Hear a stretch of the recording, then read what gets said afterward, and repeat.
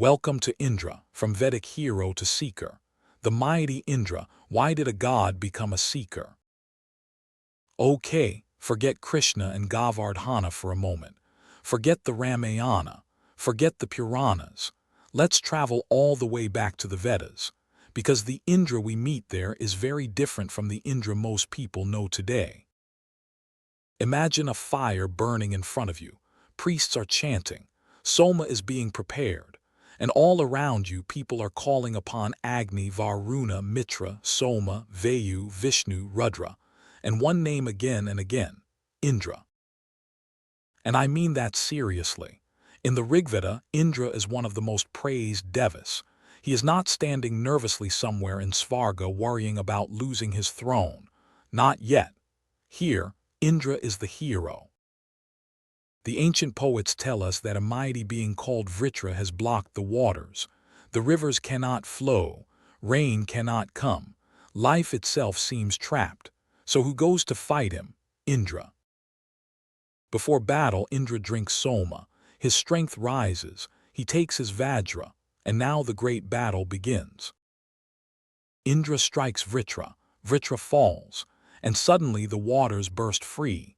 The rivers flow again. The world can live again. This is why the Rigveda celebrates Indra as Vritrahan, the slayer of Vritra. And here is something people often forget. The Vedic poets don't only call Indra a warrior. They speak to him almost like an ally. Come to us, protect us, stand with us, help us. Indra is powerful, but he is also approached as a friend. Now here is where things get interesting. Even in the Rigveda, Indra isn't always calm and perfect. He can be extremely proud, extremely violent, and extremely confident in his own strength. And Soma sometimes makes that confidence explode. One strange Rigvedic hymn has this enormous boastful voice saying again and again, "Have I not drunk Soma?" The speaker feels so powerful that even heaven and earth seem too small. So already, very early, we see the seed of something that will follow Indra for thousands of years. Power can turn into ego. Up to this point we have been asking, which deva is strongest? But suddenly, the Vedic sages ask something much deeper. What if all these divine names are pointing toward something greater? Then comes the famous statement, Ekam Sat Vipra Bahad Havadanti. The real is one. The sages speak of it in many ways. Indra, Mitra, Varuna, Agni, different names. But is there something deeper behind them all? Now the story has changed. And then the Rigveda goes even further. The Nasadiya hymn asks what existed in the very beginning, before creation, before heaven, before earth. And then it says something remarkable. The gods came afterward. Think about that. Even Indra, even Agni, even the Devas are not necessarily the ultimate beginning. Now we enter the Samaveda. And no, Indra has not disappeared, quite the opposite. His praises are now being sung. Come, Indra, drink Soma, give us strength, protect us. The warrior is still magnificent, but ritual is becoming increasingly important. Now we enter the Yajurvedic world. Earlier the question was, who is powerful? Now the priests increasingly ask, how does power work? What ritual must be performed? What mantra must be spoken? What sacrifice gives strength? There are Vedic stories where Indra becomes weak, afraid, or unable to solve something alone. And where does he go? Prajapati. The king of the Devas himself sometimes needs guidance. That is a huge change. One Vedic passage essentially tells us that through the proper sacrifice, then Indra became Indra. Think about what that means. Indra has enormous power, but his power operates inside ritual, cosmic order, knowledge, and something greater than his individual personality. Then we meet Vishvarupa, a powerful priestly figure associated with Tvashtar. Indra becomes suspicious. He worries. Is Vishvarupa helping my enemies? Could he threaten my power? And that fear becomes dangerous. Indra kills Vishvarupa. But this isn't another simple Indra killed the monster Hore. No. This time the killing brings guilt. Now the Vedic tradition itself is saying, even the king of the Devas can do something terribly wrong.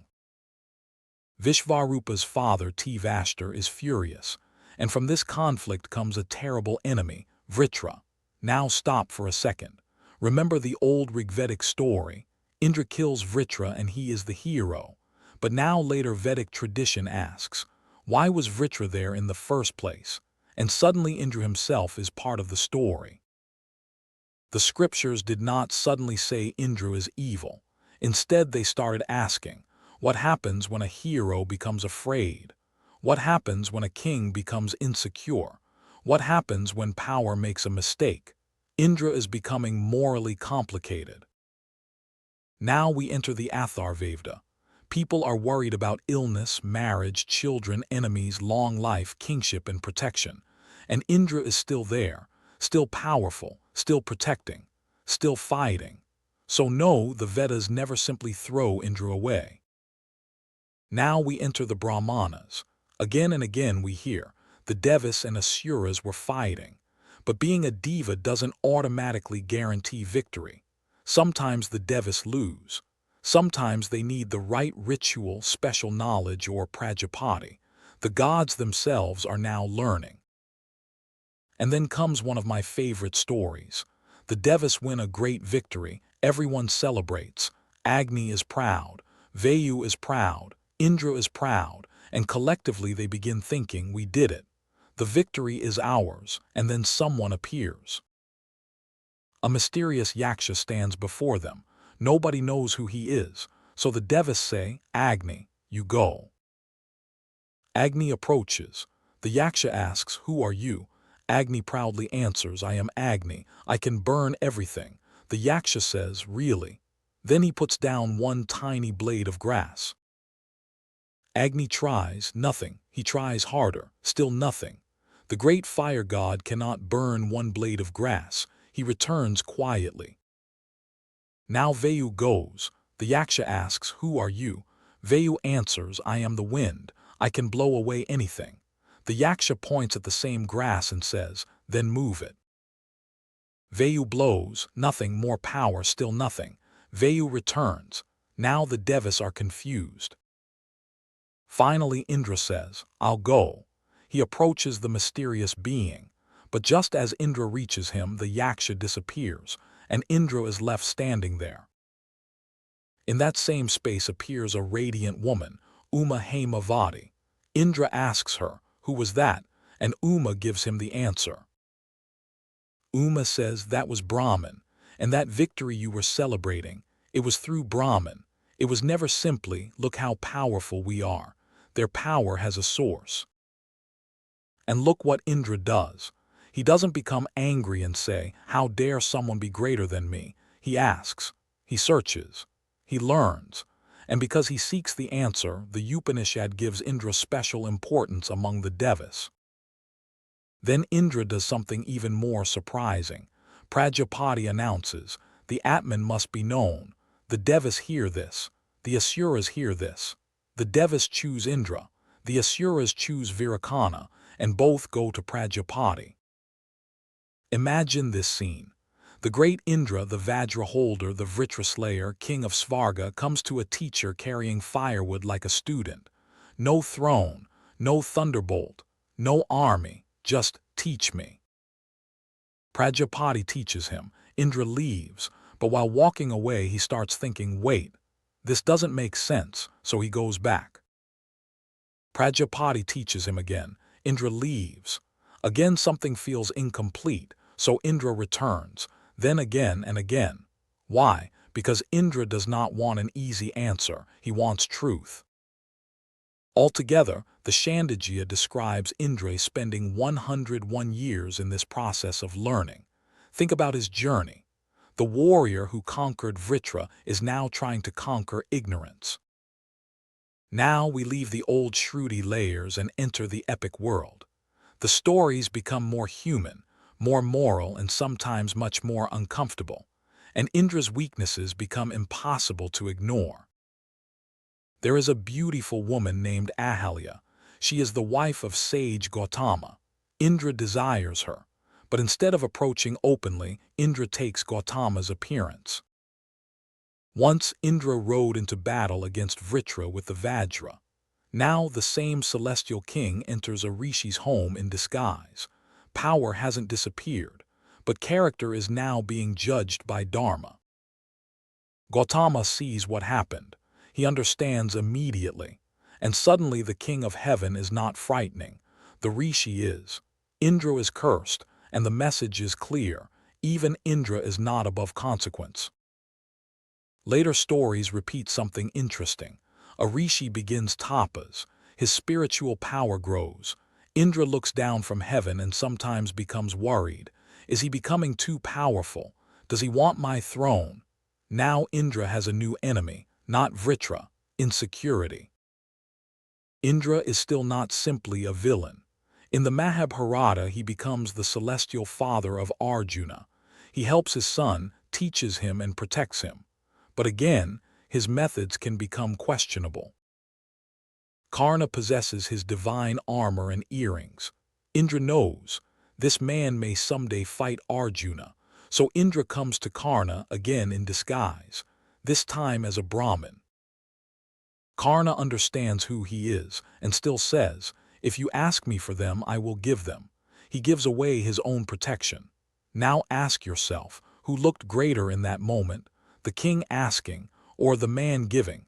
That is the kind of question the epic wants us to feel. Now we reach one of the most famous Indra stories. The people of Vraja are preparing their yearly offering. To whom? Indra. Why? Because Indra gives rain, rain gives grass. Grass feeds cattle, rain means life. Young Krishna watches everybody preparing, then asks, "Why are we doing this?" And one conversation changes everything. Krishna tells them, "Look at what actually supports your life. The cows, the land, Govardhana, your work, your dharma." So the people stop the Indra sacrifice. Imagine Indra hearing this. They stopped my worship. And suddenly the ancient weakness returns, pride, anger, status. Indra decides they need to be taught a lesson. Indra unleashes the clouds, rain, thunder, wind, flood. Again the great storm god is showing his enormous power, but this time he is using it against ordinary people because his pride was hurt. Then Krishna smiles. He walks toward Govardhana, and with one hand he lifts the mountain. Everyone gathers underneath. Children, families, cattle, elders, and Indra keeps raining. Day 1, day 2, day 3, 7 days, nothing happens.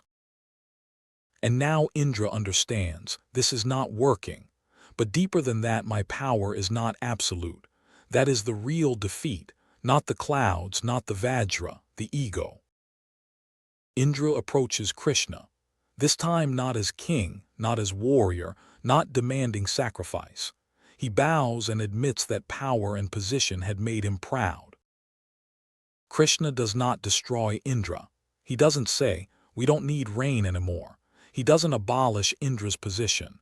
Instead, the message is, go back, do your duty, but remember who you are, and don't become intoxicated by authority. At the beginning, Indra says in effect, "I defeated Vritra. The dragon is outside. The enemy is outside. The battle is outside." Eventually, Indra must deal with desire, fear, jealousy, pride, insecurity, and ignorance. Now the enemy is inside. Maybe that is the real story. The story of Indra isn't God to villain. That is much too simple. His story is hero, king, power, pride, mistake, consequence, humility, questioning, and knowledge. Agni doesn't disappear. His fire still burns in Yajna. Varuna doesn't disappear. He becomes strongly associated with the waters. Rudra grows into the enormous later figure of Shiva. Vishnu grows into the great Puranic theology of avatars. The Devas are not simply removed. Their place in the universe changes. And this is different from what we discovered in ancient Iran. There, Deva eventually becomes a rejected or evil being. But in India, Deva never generally becomes demon. Instead, the question becomes, what is greater than even diva power? The spiritual question keeps going deeper. First Indra, then Prajapati, then Brahman, then Atman. The question moves from who controls the storm to what is ultimate reality and eventually who am I?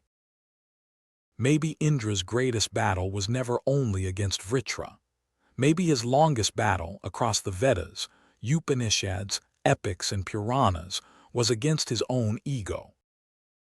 The warrior defeated the dragon, the king ruled heaven, the proud god was humbled, and finally the king became a student. Indra's journey from power to self-knowledge.